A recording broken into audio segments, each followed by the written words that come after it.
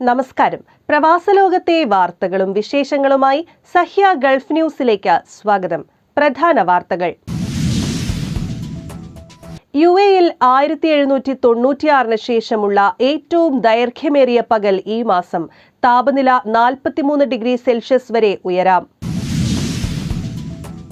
മരുഭൂമിയിലൂടെ അനധികൃതമായി വന്ന സംഘത്തെ വലയിലാക്കി. മക്കയിൽ സുരക്ഷ ശക്തം. ചരിത്രപ്രസിദ്ധമായ സിയാദി മസ്ജിദ് വീണ്ടും തുറക്കുന്നു. ഹജ്ജ് തീർത്ഥാടക മക്കയിൽ ആൺകുഞ്ഞിന് ജന്മം നൽകി.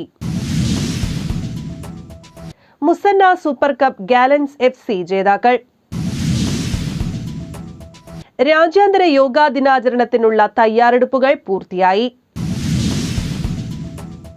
ഹജ്ജ് തീർത്ഥാടനത്തിന് വെള്ളിയാഴ്ച തുടക്കം. കേരളത്തിൽ നിന്നുള്ള മുഴുവൻ തീർത്ഥാടകരും മക്കയിലെത്തി.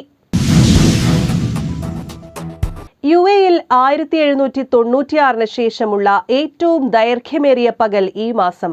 താപനില 43 ഡിഗ്രി സെൽഷ്യസ് വരെ ഉയരാം. UAE-ൽ 1796 ശേഷമുള്ള ഏറ്റവും ദൈർഘ്യമേറിയ പകൽ ഈ മാസം 20 അനുഭവപ്പെടും. ഈ ദിവസം പകലിന് 13 മണിക്കൂറും 48 മിനിറ്റുമാണ് ദൈർഘ്യം. ഈ വർഷം നേരത്തെ വേനൽ അവസാനിക്കുന്നതിന്റെ ഭാഗമാണിത്. ലോകത്തെ മിക്ക രാജ്യങ്ങളിലും 1796 ശേഷം ആകാശത്തെ ഈ ശാസ്ത്ര പ്രതിഭാസം ഉണ്ടാകും. ഭാവിയിലെ അധിക വർഷങ്ങളിലും സോൾസ്റ്റേസ് ടൈമിംഗിൽ സമാനമായ വ്യതിയാനങ്ങൾ പ്രതീക്ഷിക്കാമെന്ന് എമിറേറ്റ്സ് ആസ്ട്രോണമിക്കൽ സൊസൈറ്റിയുടെ ബോർഡ് ചെയർമാനും Arab union for space and astronomy സയൻസസിലെ അംഗവുമായ ഇബ്രാഹിം അൽ ജർവാൻ പറഞ്ഞു. വേനൽക്കാല അറുതിയിൽ സൂര്യൻ അതിന്റെ വടക്കേ അറ്റത്തുള്ള ട്രോപ്പിക് ഓഫ് ക്യാൻസർ എന്ന സ്ഥലത്താണ് നേരിട്ട് തലയ്ക്ക് മുകളിൽ നിൽക്കുന്നത്. UAE-യുടെ തെക്കൻ പ്രദേശങ്ങൾ പോലുള്ള സൂര്യന് നേരിട്ട് തലയ്ക്ക് മുകളിൽ വരുന്ന പ്രദേശങ്ങളിൽ ഉച്ചയ്ക്ക് നിഴലുണ്ടാകില്ല. ഉച്ചസമയത്തെ നിഴലുകൾ അറേബ്യൻ ഉപദ്വീപിലെങ്ങും ചെറുതായിരിക്കും. ഏറ്റവും ചെറിയ നിഴൽ വടക്കൻ അർദ്ധഗോളത്തിലുടനീളം സംഭവിക്കുന്നു. പകൽ സമയത്ത് താപനില 41 മുതൽ 43 ഡിഗ്രി സെൽഷ്യസും രാത്രിയിൽ 26 മുതൽ 29 ഡിഗ്രി സെൽഷ്യസുമായിരിക്കും. പൊതുവെ വരണ്ട അവസ്ഥയും സജീവമായ കാറ്റുമുണ്ടാകുമെന്ന് അൽ ജർവാൻ വ്യക്തമാക്കി. ഈ മാസം 21 മുതൽ ഓഗസ്റ്റ് 10 വരെയുള്ള വേനൽക്കാലത്തിന്റെ ആദ്യ പകുതിയിൽ ഇത് സംഭവിക്കുമെന്ന് പ്രതീക്ഷിക്കുന്നു. വേനൽക്കാലത്തിന്റെ രണ്ടാം പകുതി ഓഗസ്റ്റ് 11 മുതൽ സെപ്റ്റംബർ 23 വിഷു വരെ നീളുന്നു. ഉയർന്ന ആർദ്രത, സ്ഥിരമായ ഉയർന്ന താപനില, ഈർപ്പമുള്ള കാറ്റ് എന്നിവ അനുഭവപ്പെടും. News desk, Sahya news, Sharjah. മരുഭൂമിയിലൂടെ അനധികൃതമായി വന്ന സംഘത്തെ വലയിലാക്കി. മക്കയിൽ സുരക്ഷ ശക്തം. ഹജ്ജിന് അനുമതിയില്ലാത്ത ഒരാളെയും മക്കയിലേക്ക് കടക്കാൻ അനുവദിക്കില്ലെന്ന ദൃഢപ്രതിജ്ഞയിലാണ് സൗദി പൊതുസുരക്ഷാ വകുപ്പ്. മരുഭൂമിയിലെ ഊടുവഴികളിലൂടെ സഞ്ചരിച്ച സുരക്ഷാ ഉദ്യോഗസ്ഥരുടെ കണ്ണിൽപ്പെടാതെ മക്കയിലേക്കെത്തുന്ന നിരവധി സംഭവങ്ങൾ മുൻവർഷങ്ങളിലുണ്ടായിരുന്നു. എന്നാൽ ഇത്തവണ അനുമതിയില്ലാതെ മക്കയിലേക്ക് കടക്കാനാവാത്ത തരത്തിൽ സുരക്ഷാ ക്രമീകരണങ്ങൾ ശക്തമാക്കി. ഉയർന്ന പ്രവർത്തനക്ഷമതയുള്ള 4-വീലർ വാഹനങ്ങളിൽ മരുഭൂമിയിലൂടെ അനധികൃതമായി ഹജ്ജ് ചെയ്യാനെത്തുന്നവരെ കൊണ്ടുവരുന്ന സംഘം കാലങ്ങളായുണ്ട്.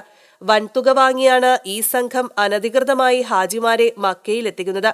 സാധാരണ പരിശോധന നടക്കുന്ന സ്ഥലങ്ങൾ നേരത്തെ തന്നെ കണ്ടെത്തി അതുവഴിയുള്ള യാത്ര ഒഴിവാക്കി മരുഭൂമിയിലെ ദുർഘടപാതകൾ താണ്ടിയാണ് സംഘം അനധികൃത ഹാജിമാരെ മക്കയിലെത്തിക്കുന്നത്. എന്നാൽ ഇത്തവണ നൂതന സാങ്കേതിക വിദ്യയുള്ള ക്യാമറകൾ പലയിടത്തും സ്ഥാപിച്ച് സൗദി പൊതുസുരക്ഷാ വകുപ്പ് നിരീക്ഷണം ശക്തമാക്കി. കഴിഞ്ഞ ദിവസം മരുഭൂമിയിലൂടെ അനധികൃതമായി വരികയായിരുന്ന സംഘത്തെ വലയിലാക്കുന്നതിന്റെ വീഡിയോ ദൃശ്യം പൊതുസുരക്ഷാ വകുപ്പ് കഴിഞ്ഞ ദിവസം പുറത്തുവിട്ടു. തുടക്കത്തിൽ തീരെ ചെറിയ പൊട്ടുപോലെയുള്ള ദൃശ്യങ്ങളാണ് വീഡിയോയിൽ കാണുന്നത്. ദൃശ്യം സൂം ചെയ്യുന്നതോടെ വെളുത്ത നിറത്തിലുള്ള 4-വീലറിൽ വാഹനം മരുഭൂമിയിലൂടെ സഞ്ചരിക്കുന്നത് കാണാം. തൊട്ടടുത്ത നിമിഷം സുരക്ഷാ വകുപ്പ് കുതിച്ചെത്തുകയും വാഹനം പിടികൂടുന്നതിന്റെയും ദൃശ്യമാണ് പുറത്തുവിട്ടത്. ഫീൽഡ് മോണിറ്ററിംഗ് സെന്ററിൽ ഒരുക്കിയ കൂറ്റൻ സ്ക്രീനിലാണ് പൊതുസുരക്ഷാ വകുപ്പ് ഉദ്യോഗസ്ഥർ വാഹനം നിരീക്ഷിക്കുന്നത്. ഈ വാഹനം പോലീസ് പിന്തുടർന്ന് വളഞ്ഞു നിർത്തി നിയമലംഘകരെ പിടികൂടുന്നതിന്റെ ആകാശ ദൃശ്യങ്ങൾ അടങ്ങിയ വീഡിയോ എക്സ് പ്ലാറ്റ്ഫോമിലൂടെ പുറത്തുവിട്ടു. മരുഭൂമിയിലൂടെ നിയമലംഘകരെ മക്കയിലേക്ക് കടത്തുന്ന സംഘത്തെ ആകാശ നിരീക്ഷണത്തിലൂടെയാണ് ഫീൽഡ് മോണിറ്ററിംഗ് സെന്റർ സംഘം കണ്ടെത്തിയത്. കടുത്ത ശിക്ഷയാണ് അനധികൃതമായി മക്കയിൽ പ്രവേശിക്കുന്നവരെ കാത്തിരിക്കുന്നത്. 10,000 റിയാൽ പിഴവും തടവ് ശിക്ഷയും നാടുകടത്തലുമെല്ലാം വിവിധ ഘട്ടങ്ങളിൽ നിയമലംഘകർക്ക് ചുമത്തും. അതേസമയം മക്കയിൽ സുരക്ഷ ശക്തമാക്കുന്നതിനുള്ള മോക്ക് ഡ്രില്ലുകളും നടക്കുന്നുണ്ട്. നിയമം ലംഘിക്കുന്നവരെ കണ്ടെത്തുന്നതിനും പിടികൂടുന്നതിനും പൊതുസുരക്ഷാ വകുപ്പ് സ്വീകരിക്കുന്ന നടപടികൾ സംബന്ധിച്ച പൊതുജനങ്ങളിൽ അവബോധമുണ്ടാക്കുന്നതിനുമാണ് മോക്ക് ഡ്രിൽ നടത്തുന്നത്. മക്കയിൽ മിക്ക ദിവസങ്ങളിലും മോക്ക് ഡ്രില്ലുകൾ സംഘടിപ്പിക്കുന്നുണ്ട്. ഹജ്ജ് ദിവസം അടുത്തെത്തിയതോടെ മക്കയിൽ സുരക്ഷാ ഉദ്യോഗസ്ഥരുടെ എണ്ണത്തിൽ വർധനവ് വരുത്തി. News desk Sahya news, Mecca. ചരിത്രപ്രസിദ്ധമായ സിയാദി മസ്ജിദ് വീണ്ടും തുറക്കുന്നു. ബഹ്റൈന്റെ ചരിത്രത്തിൽ മുത്തിനുള്ള സ്ഥാനം ഏറ്റവും പ്രധാനപ്പെട്ടതാണ്. പലപ്പോഴും ബഹ്റൈനെ അതുകൊണ്ട് തന്നെ പവിഴദ്വീപ് എന്നാണ് വിശേഷിപ്പിക്കുന്നത്. ഇപ്പോഴിതാ മുത്തിന്റെ അത്രയുമോ അതിനേക്കാളുമോ പ്രാധാന്യം ഏറെയുള്ള ഒരു ആരാധനാലയം വീണ്ടും തുറക്കുന്നതിനായി ബഹ്റൈൻ പുരാവസ്തു വിഭാഗം അറിയിച്ചിരിക്കുകയാണ്. മുഹറഖ് നഗരത്തിലെ ചരിത്രപ്രസിദ്ധമായ സിയാദി മസ്ജിദ് ഈ ആഴ്ച ആദ്യം വീണ്ടും തുറക്കുന്നതായാണ് അധികൃതർ പ്രഖ്യാപിച്ചത്. Bahrain authority for cultural and ആന്റിക്വിറ്റീസിന്റെ ആഭിമുഖ്യത്തിലാണ് ബഹ്റൈൻ ചരിത്രപരമായ പ്രാധാന്യമുള്ള ഈ മസ്ജിദ് വീണ്ടും തുറക്കാൻ തീരുമാനിച്ചിട്ടുള്ളത്. 1865 നിർമ്മിച്ച സിയാദി മസ്ജിദ് ബഹ്റൈനിലെ ഇസ്ലാമിക വാസ്തുവിദ്യയുടെ സമ്പന്നമായ പാരമ്പര്യത്തിന്റെ തെളിവാണ്. ബഹ്റൈനിലെ പഴയകാല ആരാധനാലയങ്ങളിൽ ഏറ്റവും പ്രാധാന്യമേറിയ സമുച്ചയമാണ് ഇത്. സിയാദി ഹൌസ്, സിയാദി മജ്ലിസ്, അഹമ്മദ് ബിൻ ജാസിം സിയാദി നിർമ്മിച്ച മനോഹരമായ അതിഥി മുറിയുള്ള രണ്ടാമത്തെ കുടുംബവസതി, ഈസയും ജാസിം ബിൻ അഹമ്മദ് സിയാദിയും സമൂഹത്തിന് സംഭാവന നൽകിയ സിയാദി മസ്ജിദും പരസ്പരം ബന്ധപ്പെട്ട് കിടക്കുന്ന തരത്തിലാണ് ഇതിന്റെ നിർമ്മാണം. ബഹ്റൈനിലെ മുത്തുവ്യാപാരികളിൽ പ്രമുഖരായ അബ്ദുല്ല ബിൻ ഈസ സിയാദി നിർമ്മിച്ച കുടുംബവസതിയായ ഈ സമുച്ചയം മുത്തുവ്യാപാരവുമായി ഏറെ ബന്ധപ്പെട്ട് കിടക്കുന്നവയാണ്.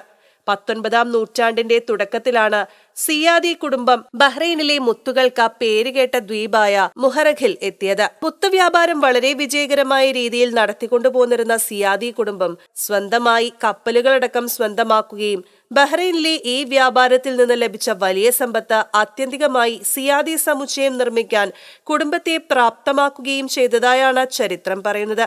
ശില്പചാതുരിയാൽ മനോഹരമായ ഈ ആരാധനാലയത്തിന്റെ ചുവരുകളും മറ്റു കോണുകളും ഇപ്പോഴും ആകർഷകമായി തന്നെ നിലകൊള്ളുന്നു. ഈ ഒറ്റനില മുറ്റത്തെ മസ്ജിദിൽ ലളിതമായ ഒരു കോണാകൃതിയിലുള്ള മിനാരമുണ്ട്. അത് സജീവമായ ആരാധനാലയമായി തന്നെ തുടരുന്നു. 1910-ൽ ഈ പള്ളി പുതുക്കി പണിതതായി രേഖകൾ പറയുന്നു. ഇന്ന് മുഹറഖിലെ ഏറ്റവും പഴക്കം ചെന്ന സംരക്ഷിത ആരാധനാലയം എന്ന ബഹുമതിയും മുത്ത സമ്പദ് വ്യവസ്ഥയിൽ ഇസ്ലാമിക മൂല്യങ്ങളെ പ്രതിഫലിപ്പിക്കുന്ന മുഹറഖ് നഗരത്തിന്റെ വാസ്തുവിദ്യ മാതൃകയായി ഈ മസ്ജിദ് നിലകൊള്ളുന്നു. സിയാദി മസ്ജിദ് വീണ്ടും തുറക്കുന്നത് ബഹ്റൈനിന്റെ പൈതൃക സാംസ്കാരിക മേഖലയിൽ ഒരു സുപ്രധാനമായ നാഴികക്കല്ലായി മാറുമെന്നും ചരിത്രകാരന്മാർ വിലയിരുത്തുന്നു. ബഹ്റൈനിലെത്തുന്ന സന്ദർശകർക്കും ചരിത്ര വിദ്യാർത്ഥികൾക്കും രാജ്യത്തിന്റെ സവിശേഷമായ ഈ ചരിത്ര സ്മാരകം അനുഭവവേദ്യമാക്കുമെന്നുള്ള കാര്യം തീർച്ചയാണ്. News desk Sahya news, Manama.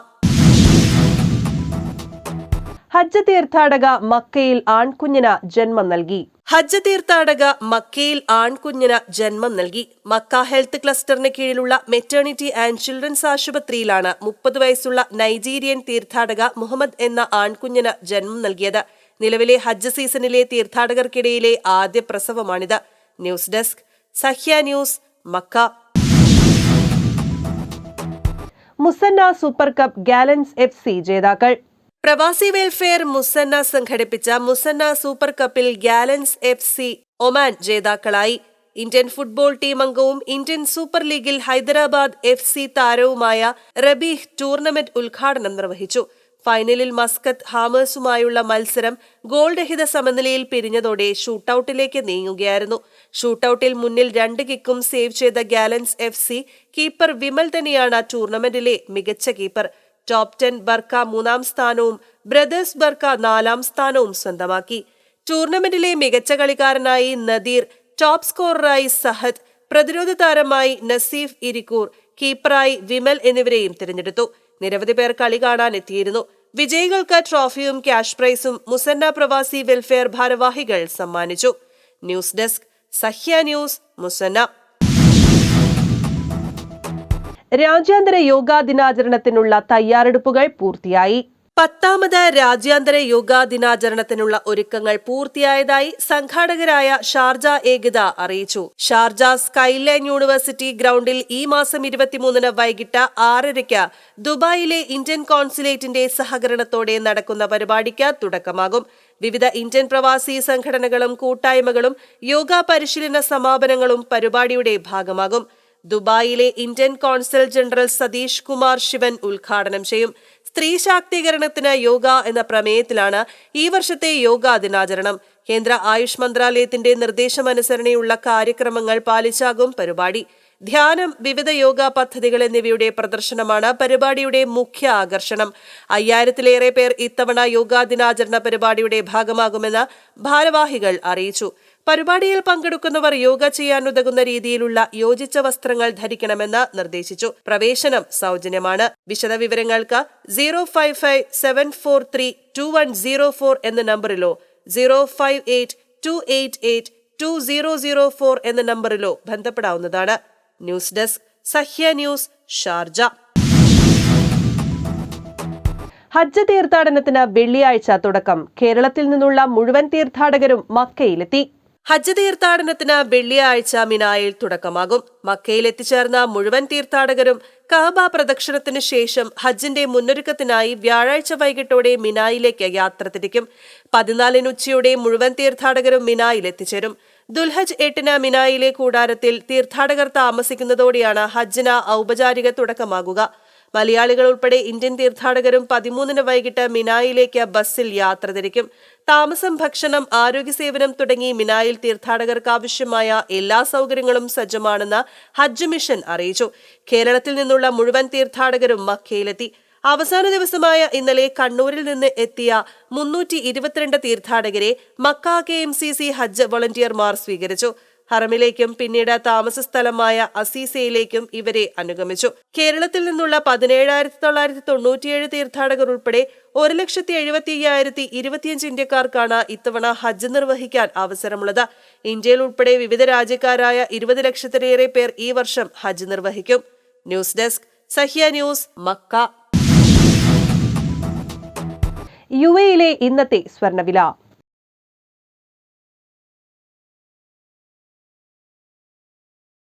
ഇന്നത്തെ ഗൾഫ് ന്യൂസ് ഇവിടെ പൂർണ്ണമാകുന്നു. ഗൾഫ് ന്യൂസ് വീണ്ടും നാളെ ഇതേ സമയം. നന്ദി, നമസ്കാരം.